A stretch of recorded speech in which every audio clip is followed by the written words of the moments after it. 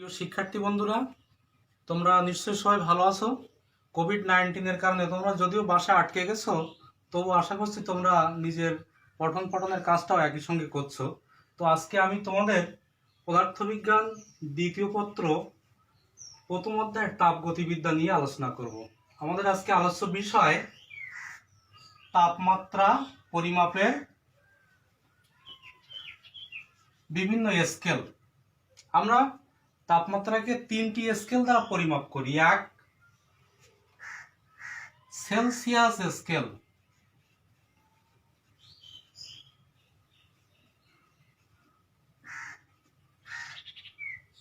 দুই, Fahrenheit scale. তিন, kelvin scale. আমরা এই তিন প্রকার স্কেল সম্পর্কে আজকে ধারণা নেব। Celsius scale. প্রথমে আমাদের স্কেলের ধারণা নেওয়ার জন্য প্রথমত দরকার দুইটি বিষয়, নিম্ন স্থির বিন্দু, ঊর্ধ্ব স্থির বিন্দু।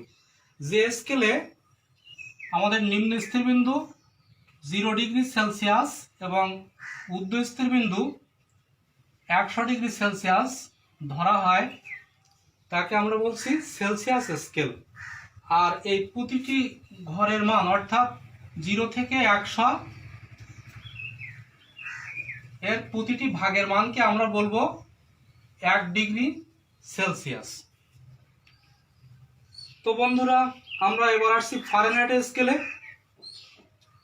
ফারেনহাইট স্কেলের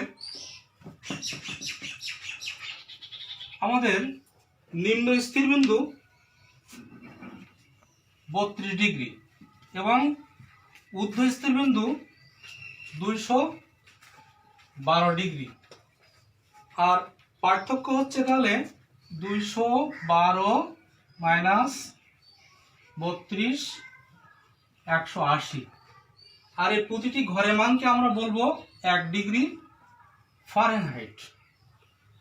এরপরে আসছে আমাদের কেলভিন স্কেল।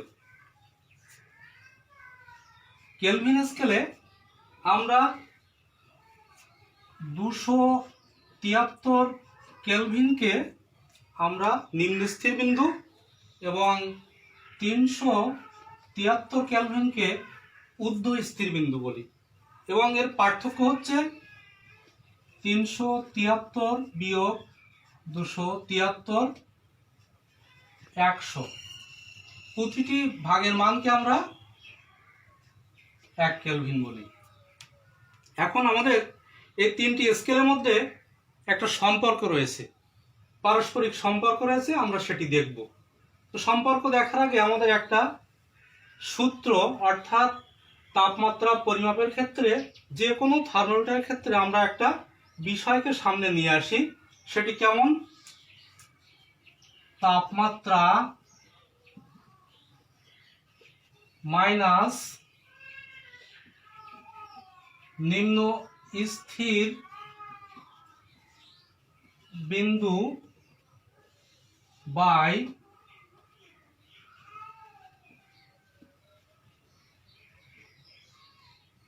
ঊর্ধ্ব স্থির বিন্দু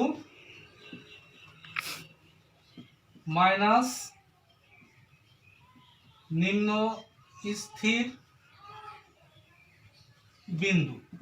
এই যে অনুপাত, এই অনুপাতটি কিন্তু সকল থার্মোমিটারের ক্ষেত্রে আমাদের একই হবে, সকল স্কেলের ক্ষেত্রে একই হবে। তো আমরা দেখি প্রতিটি স্কেলের ক্ষেত্রে কেমন আসছে আমাদের। প্রথমত আমরা দেখব সেলসিয়াস স্কেল। আমরা সেলসিয়াস স্কেলে তাপমাত্রাকে যদি সি দিয়ে প্রকাশ করি, নিম্ন স্থির বিন্দুকে 0 দিয়ে প্রকাশ করি, ঊর্ধ্ব স্থির বিন্দু 100, নিম্ন স্থির বিন্দু 0। এবার আসছে ফারেনহাইট। এফ দিয়ে প্রকাশ করলে নিম্ন স্থির বিন্দু 32, ঊর্ধ্ব স্থির বিন্দু 212, নিম্ন স্থির বিন্দু 32। এরপর আসছে ক্যালভিন। ক্যালভিনের আমাদের আসছে তাপমাত্রাকে কে দিয়ে প্রকাশ করি আমরা, নিম্ন স্থির বিন্দু 273 ঊর্ধ্ব স্থিরবিন্দু, 373 নিম্ন স্থিরবিন্দু, 273। তাহলে আমরা যে সমীকরণটি পেলাম এটাকে যদি আমরা সরলীকরণ করি তাহলে কেমন আসছে?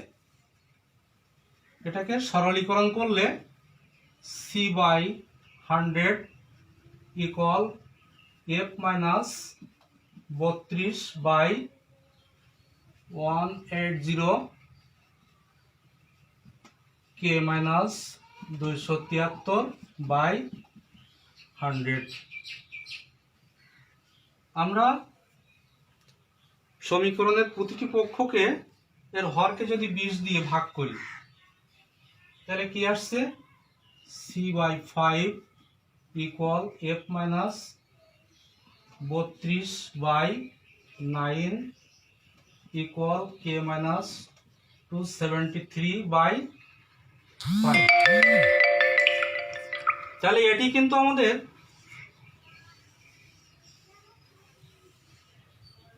যে তিনটি মূল স্কেল যেটি দ্বারা আমরা তাপমাত্রাকে পরিমাপ করি সেই তিনটি স্কেলের মধ্যে সম্পর্ক নিরূপণ করছে।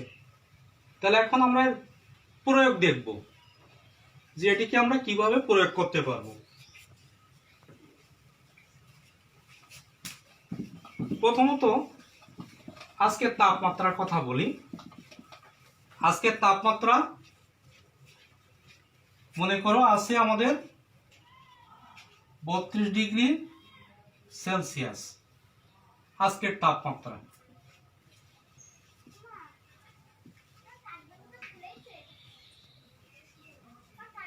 একে তুমি ফারেনহাইটে রূপান্তর করবে কিভাবে? তাহলে আমাদের সূত্রের এই অংশটা আমরা নেব। আমরা তাহলে কি করছি, আজকের তাপমাত্রা অর্থাৎ এখানে কি দেওয়া আছে,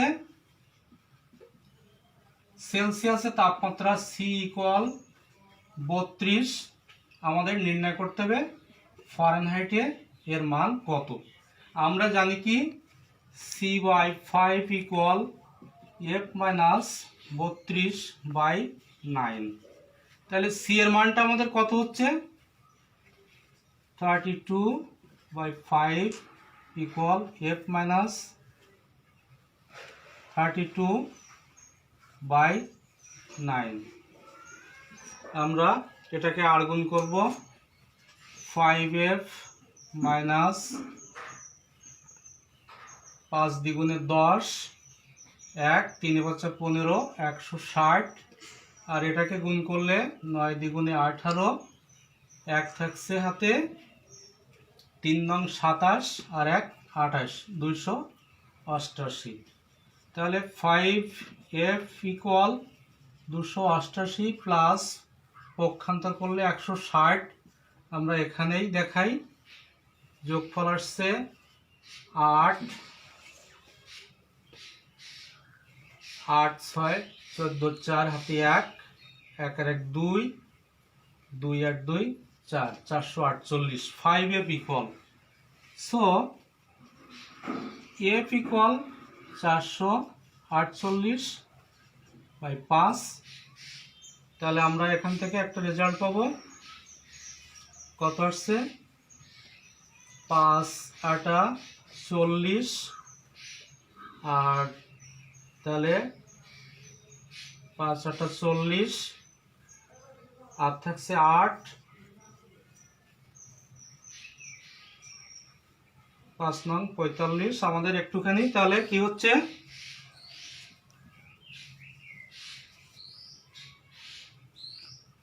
5 নং 45, আমাদের দশমিকে মানটা চলে আসছে।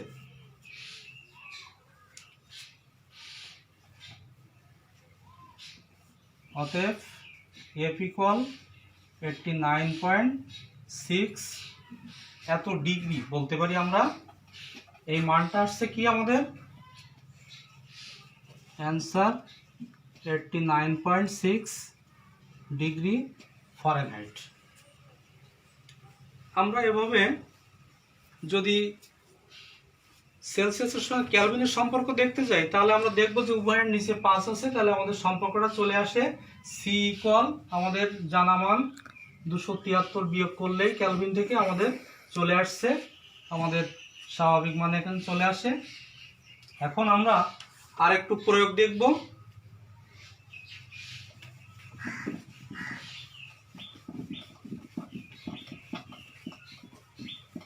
কোন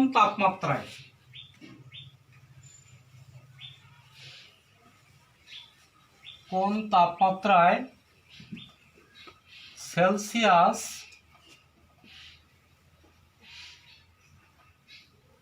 ও ফারেনহাইট স্কেল একই পাঠ দেয়? এটা আমাদের দেখতে হবে যে কোন তাপমাত্রায় ডিগ্রি সেলসিয়াস এবং ফারেনহাইট স্কেল একই পাঠ দেয়। তো এখানে আমাদের এমন একটা তাপমাত্রা আসবে যেটিতে আমাদের এই উভয় স্কেলে আমরা একই মান পাবো।